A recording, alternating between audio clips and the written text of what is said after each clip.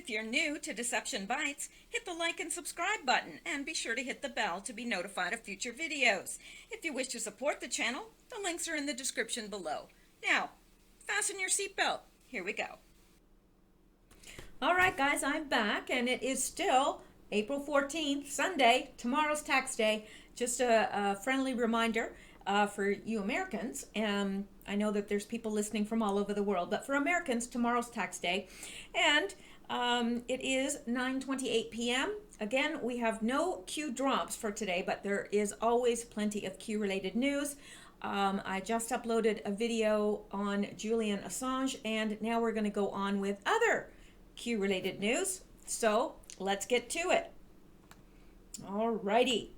Now, let's just continue on from where we left off with Assange. And interesting, Ukraine admitted to interfering in the 2016 U.S. election on Clinton's side.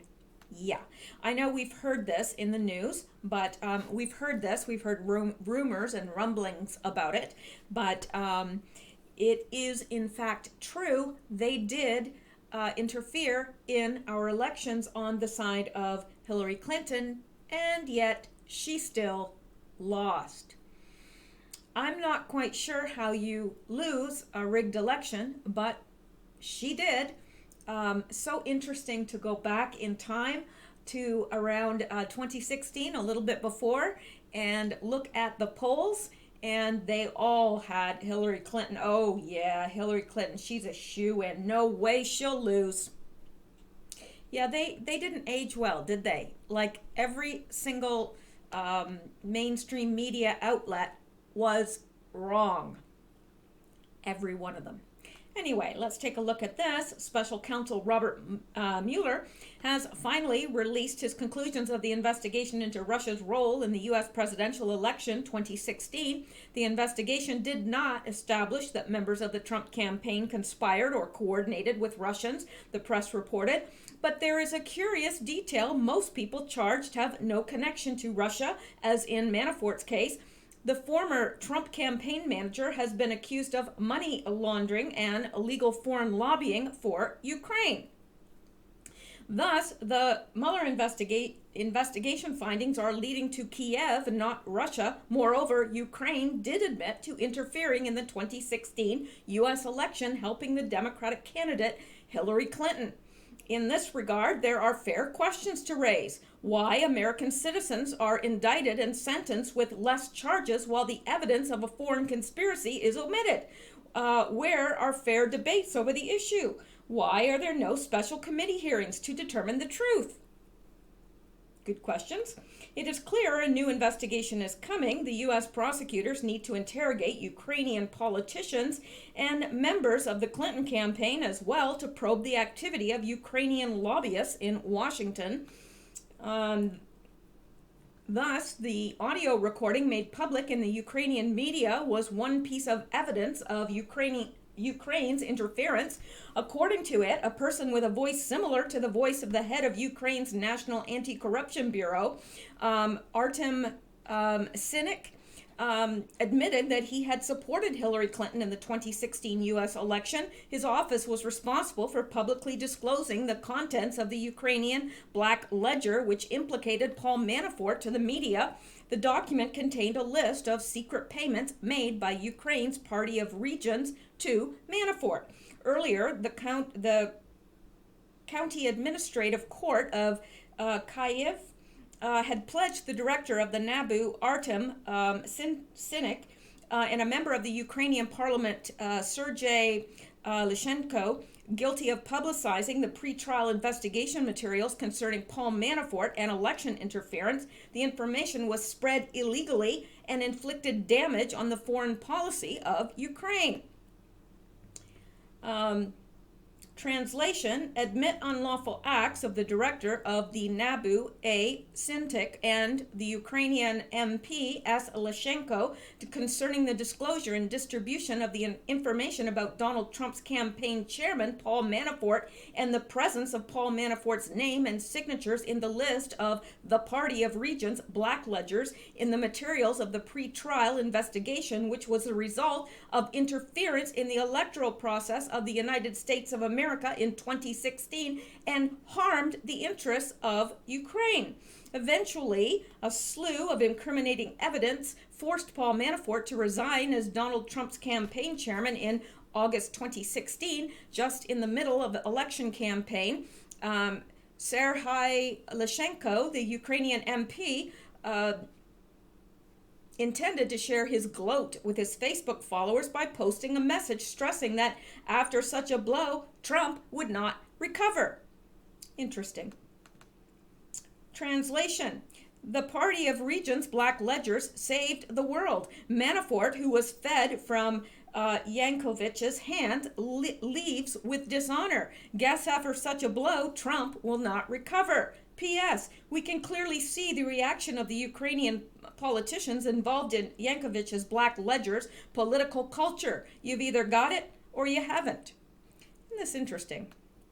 Another confirmation of the Ukrainian officials' overt support of Hillary Clinton was the anti-Trump publications on social media. However, as soon as the Republican had won, the Ukrainian politicians, in particular the Minister of Internal Affairs of Ukrainian Arsen Avakov and Ukrainian MP Oleg I'm not sure if I can pronounce that last name, began to remove massively their anti-Trump narratives from their social media pages. Well, isn't that interesting? Wonder why they'd want to do that.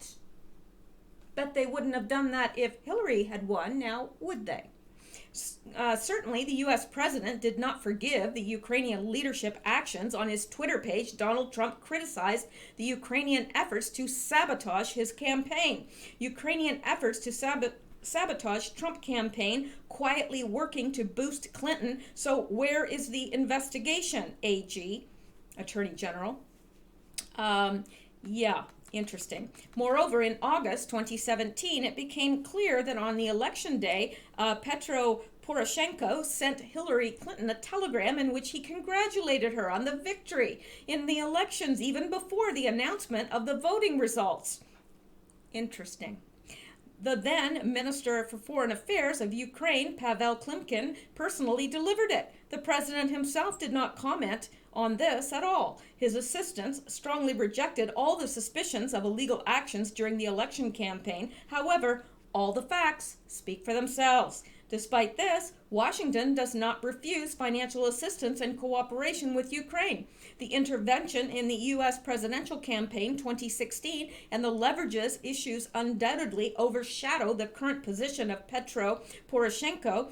Moreover, the growing scandal related to accusations against our diplomat gives us reason to doubt the trustworthiness of the head of state and his future plans as presidential candidate for the second term.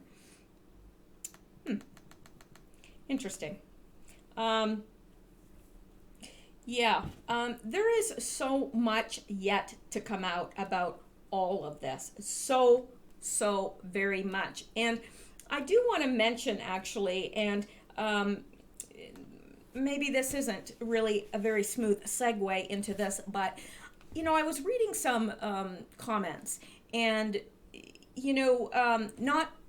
not recent comments, but some comments that actually kind of got caught in the net. Like if there are certain trigger words, it may be, there are some people that comment regularly on this forum that I have kind of given a blanket to, that I have placed a mark on or whatever, or flagged them so that anytime they comment on anything, doesn't matter what words are in there, it'll accept it. Just because over time, I've grown to trust them. I know that when they say something, it's worthwhile, or they're never ever going to say anything that is, going to cause any issue with anyone. So there are people that I have done that with. Otherwise, what happens if certain words show up? It goes into a different. There is a a file that is, it could be spam, and then there's another file that says likely is spam. So I always sometimes comb through those because, good comments get caught there, and they shouldn't be. So I was looking, and there was a comment caught there, and it was not, I would expect it to be, usually when people say, well, I'm leaving this channel, I am unsubscribing or whatever, it's usually nasty. Not this. It was not nasty at all. But they raised very good point, because this person said, I'm leaving your channel. I like you, but I've just grown tired of this because I'm not seeing it happen. And they mentioned the border issue, and to tell you the truth, I'm having a little bit of issue with that myself, because I don't understand how we went to building the wall to now busing in illegals to sanctuary cities. I'm not getting that. And, I just don't think that, where's the army? Why are they not at the border? I don't understand. Now, maybe I'm missing something. And if I am, please fill me in. But I don't understand, because I know that Donald Trump is very plain about how he feels about the border problem and border security. It is an emergency. It is a matter of national security. So, and yes, I do believe the wall is being built. I believe that. However, they're still streaming across by the thousands and thousands and thousands. And why is this being allowed? And okay, Trump is saying, yeah, we'll just bust them to the sanctuary cities. Is that a solution? Do you think they're going to stay in those cities? There's no wall around the city. They can go anywhere in America they want. You can bust them into any sanctuary city you want. But hello, they can be on the next bus out and go anywhere in America they want to. And Trump is saying, oh yeah, this includes traffickers and drug dealers and criminals too. Well, that means, that's all well and good. Bust them to the sanctuary cities, because these are the people that are making the biggest amount of noise about, we can't, human rights, we've got to let them in, let everybody in. We should be able to take care of everybody. Let's let the whole world move here. Okay, let's bust them to sanctuary cities. But yeah, they won't be staying there very long. They won't, because the sanctuary cities are run by Democrats, and they're all, they're all caca places. They're full of caca. It's, there's crap in the streets, there's needles in the streets. You know where I'm talking about. And, you think the immigrants are going to stay there? No, they're going to go to the cities where they have the best chance at a good life, and it won't be the Democrat-run cities. This isn't brain surgery. So I don't get it, and I don't blame this person for saying, you know what, I'm fed up with Q. Now, don't get me wrong. Don't get me wrong. I still support Q. I support President Trump until I have reason, and I mean solid proof, that I should not. Now, yes, politically, we don't have much choice, really. And that's what that person was saying. Look, I agree with you. Politically, we don't have a choice. We have to support Trump, because we don't have anyone else on the other side that's worth supporting. So he said, I agree with you. He or she said, I agree with you on that point. However, could my time be better spent praying? And, that actually got to me, because I thought, well, I can't argue with that. I can't argue with that. So, I do have questions myself. Don't think that I'm just swallowing everything, hook, line, and sinker. I'm not, because there are questions in my mind. And one of the very big questions is the border. So, I would appreciate it if you have more clarity on this than I do. then please put it in the comments below, and it will enlighten not only myself but other listeners as well, because I want to understand what is happening here. Now, I realize that Trump is calling their bluff, and surely that is exactly what he's doing, but I don't know. I'm just seeing more and more and more that these people just keep streaming. They just keep coming. They just keep coming. They just keep coming. And I don't understand. Why are we letting them through? Like right now with my immigration situation, I could try and get through the border at, any one of the borders from Canada into the US. Any single one of them I could try. I wouldn't get across. They are so strict. Very, very strict. So why is this happening on the southern border? I don't get it. You tell me. And I'm not trying to be negative, but I'm not a Pollyanna either. I'm not going to try and paint everything with a rosy paintbrush and say, oh, it's all fine, when it's not. Because the situation at the border is way out of control. And anyone that argues with that is not paying attention. And yes, we're building a wall, but we're not building it fast enough. And, Mexico is cooperating and so forth, but there's a lot, and that I don't understand about the whole border situation, especially perhaps because I'm an immigrant and I see things a little bit differently. So anyway, I'll go on from there. I won't keep riding my hobby horse here, but it does bear questioning. Really, it does bear looking at and examining, because I don't understand what's happening. I don't get it. Now, I know maybe Trump has a brilliant plan, and hopefully he does, because as it is, he has been 10 steps ahead of the other side, and he has played this game brilliantly. So I don't want to, start pointing at him and going, I don't believe anything you say anymore. No, nothing like that at all. I support Trump. I support Q, until such time as I have reason not to. I will continue to support them.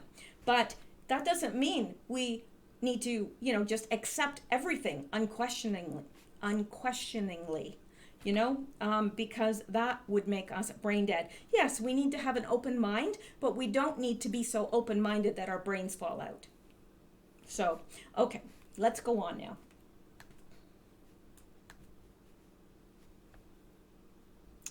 Alrighty. And this, I loved, this person, Finding the Truth, said, my sis sent me this from Lake Worth, Florida. It says, Q is here. Now this is just, going by on the road, and it does in fact say Q is here. So love that. And I know you guys on your phones may have a very difficult time seeing this, but it's a great big billboard, and that's what it says. Q is here, Lake Worth, Florida. So I don't know, any of you in Lakewood that have seen that, Lake Worth rather, that have seen that or able to get a better picture of it, go ahead. There's probably at least a few of you in that area. So yeah, and if you've seen it, comment in the, put it in the comments below that you have indeed seen that billboard. Yeah, I mean, I believe it's there, but all right, let's go back. No, really, let's. Okay, now, let's go to Pelosi. Sorry, I had to give an eye roll there. Just the name Pelosi, it's like an automatic reflex. Like, Pelosi, it just happens. It's like my eyes just do that. I don't know. I've tried to take something for it, but it doesn't work. Pelosi, your eyes just want to roll upward in your head. Pelosi attacks Trump from Germany, accusing him of trying to fan the flames over 9/11.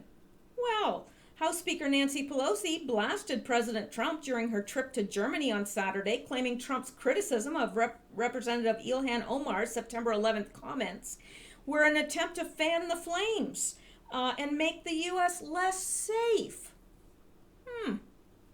Pelosi was in Germany to visit U.S. troops on Saturday. Oh, and I'm sure the troops loved that. Oh, I bet you that was just such a special part of their day. I bet you when they found out she was coming, they just jumped out of bed and said, "Oh my gosh, Pelosi's coming." Or not. Pelosi was in Germany to visit the U.S. troops on Saturday, but the overseas trip didn't stop her from weighing in on the political feud over Omar's comments. Well, naturally not. The president shouldn't use the painful images of 9/11 for a political attack, wrote Pelosi on Twitter. Who was using 9/11 for a political attack? Oh, some people did something. Yeah, that's her definition of 9/11. Some people did something. Yeah. The president shouldn't use the painful images of 9/11 for a political attack. Oh, yes, right. It was all President Trump's fault. It always is, Pelosi. As we visit our troops in Stuttgart to thank them and be briefed by them, we honor our first responsibility as leaders to protect and defend the American people. It is wrong for the president, as the commander-in-chief, to fan the flames, to make anyone less safe. Now, let me tell you something, Pelosi. You're talking to U.S. troops who need to have respect and support for the president. And you are undermining the president in their eyes. That is despicable. Who is making America less safe? You are, Pelosi. She probably went there right after giving mouth to mouth to a bottle of vodka. I'm sorry, but she's got $1,000 a week habit. I don't know how somebody drinks $1,000 a week worth of alcohol. I don't even, you know what? I have a friend who is an alcoholic for 30 years. 30 years she was an alcoholic. And she cried out to God. She went to church. She went to rehab. She's been sober for 11 years.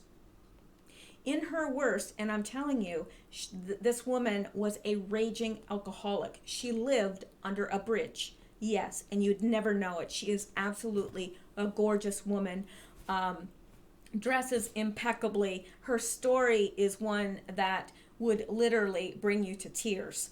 And I have tried to convince her to come on to give her story because I think a lot of people would get so much good out of it. But even at the height of her alcoholism, $1,000 a week? No. Unbelievable. So yeah, there is Pelosi doing what Pelosi does best, causing division. That's what she's good at. And drinking and causing division. Pelosi was responding to a video that Trump posted on Thursday that showed a recent controversial speech by Omar. The clip included Omar's description of the attacks as "some people did something," interspersed with footage from the World Trade Center attacks. Yeah, I think that Trump was trying to illustrate, and he did so quite nicely, thank you, that he was putting her comments, 9/11, some people did something, with the true horror of what took place. And I think it was pretty effective. That's what the issue is. It was effective. So the clip included Omar's description of the attacks as "some people did something," interspersed with footage from the World Trade Center attacks. Republicans have said Omar's comments were dismissive of the severity of September 11th attacks. Oh, really? You think so? Yeah, I think it was pretty dismissive. Oh, some people did something. I will never forget 9/11. It is etched in my brain forever. I was living in a small town in the mountains at the time in North Carolina. And even in that small town, everybody was on guard. The security to get into, you could not get into a federal building. There was so much security. There was people looking under cars for bombs in a small town. Yeah, the whole nation was on alert. They were terrified. They didn't know what's going to happen next. They didn't know. Are the attacks over? Have they just started? What else is going to happen? where else is going to be attacked? It was a horrendous day for everyone in America that day, and especially for those in New York City, and especially those who lost loved ones. You know, unbelievable. Yeah, some people did something. Unbelievable. The worst terrorist attack on U.S. soil. And yeah, she's dismissive of it. After America opens its arms to her to immigrate here, she was running away from the very people, or so she says, that she now defends. Interesting, isn't it? Not really. Okay, so the leaders typically have adhered to a tradition of politics ends at the water's edge and refrained from criticizing the president while abroad. Yeah, that is just good policy. Pelosi is the second Democratic leader to have done so, while in Germany in recent months. Biden jabbed at Trump while in Munich in February. While Biden, I mean, you know, he probably went around smelling everybody's hair while he was there. Democrats, he's not behind me, is he? I have this, now I just have this terror that he's going to come up behind me and smell my hair. You know, inhale, like, because my hair, I must admit, does smell pretty good. Anyway, Democrats have rallied around Omar after her comments, claiming they are being distorted by Republicans. Well, I don't think so. We heard her comments. I don't think they were distorted. That's what she said. Some people did something. Several of the 2020 Democratic presidential candidates have come to Omar's defense. Well, naturally they would. Saying that criticism of her statement is dangerous and could end up inciting violence. Right. Yep. Talking about being so open-minded that your brains fall out. Yeah, that would describe most Democrats. All right, let's go back. I'm getting myself worked up. Calm down. All right. All righty. Now, here is some very, sounds like it's freezing rain out there. I hope not. But it certainly does sound like it. It sounds like either that or little pellets of hail or something hitting the window. Ping, ping. All right. Now, this is fascinating. Fascinating in a horrifying sense. And if you haven't heard about this already, you really need to. There is a show on CBS. It's a CBS drama called The Good Fight. And they had a tweet, highly inappropriate tweet.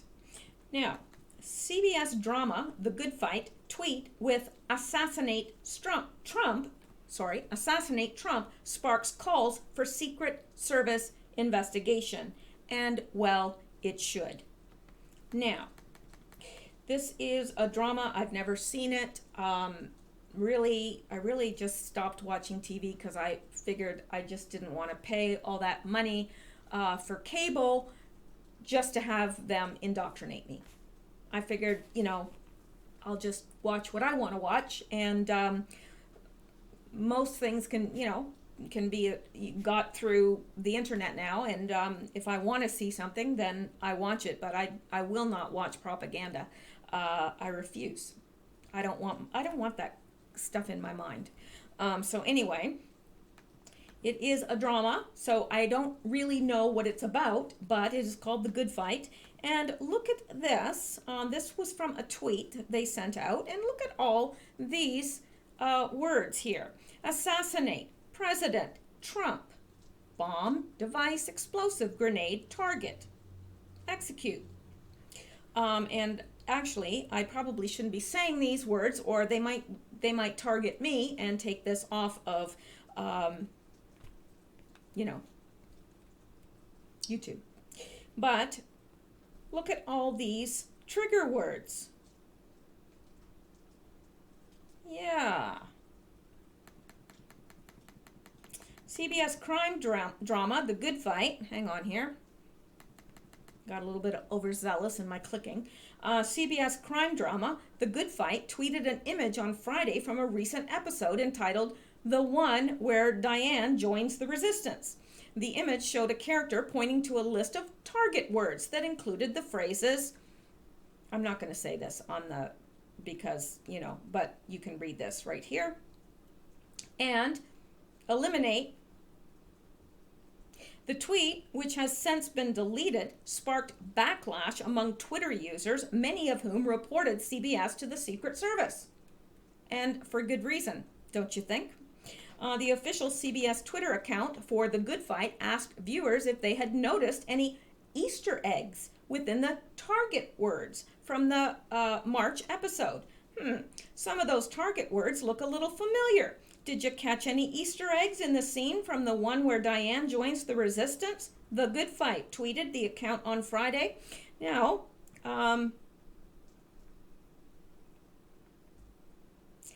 yeah. So this is pretty interesting.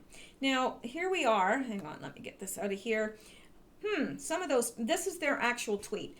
Some of those target words look a little familiar. Did you catch any Easter eggs in the scene from the one where Diane joins the resistance? And I think almost all of us know what Easter eggs are. No, they're not, they're not Easter eggs. They're things that are hidden in scenes and things that people can pick up. If you're paying extra attention, you can pick up things from the scene. Wow, that was lightning. I don't know how long I'm going to have power here because it is flickering. So I think I better hurry because there's something going on out there. Don't know what, but it seems like it might be serious. So anyway, said, did you catch any Easter eggs in the scene from the one where Diane joins the resistance? And of course, there the words are mentioned. The image garnered widespread backlash among Twitter users who then reported the tweet to Secret Service.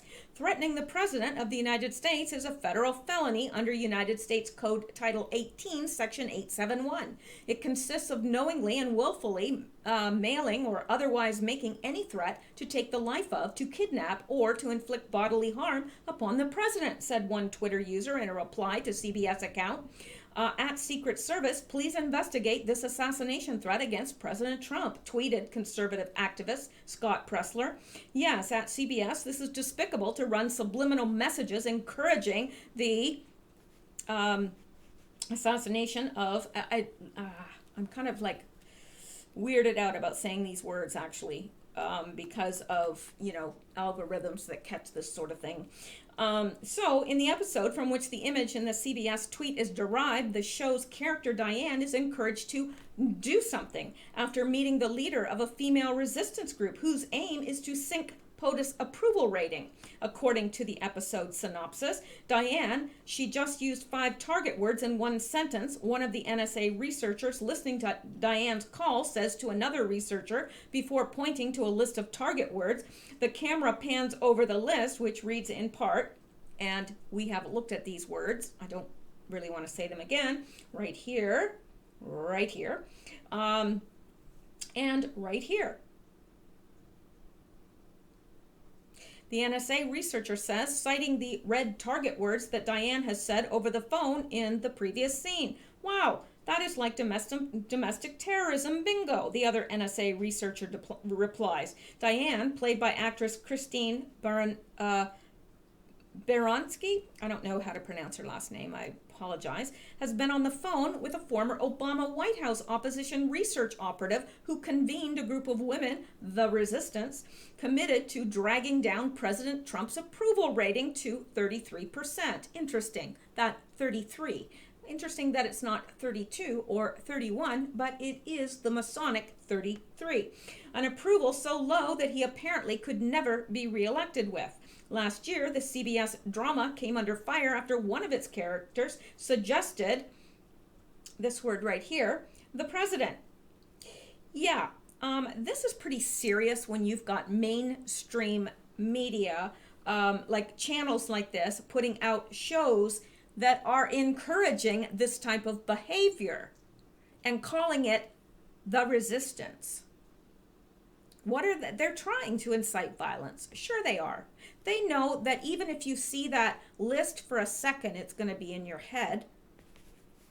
Was it a trigger to maybe some MK Ultra individuals? Was it meant to trigger somebody? Just asking. Wouldn't be the first time. Probably won't be the last. So anyway,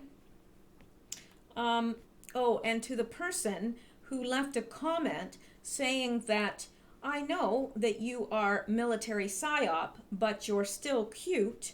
They do not allow Canadians to work for U.S. military psyop.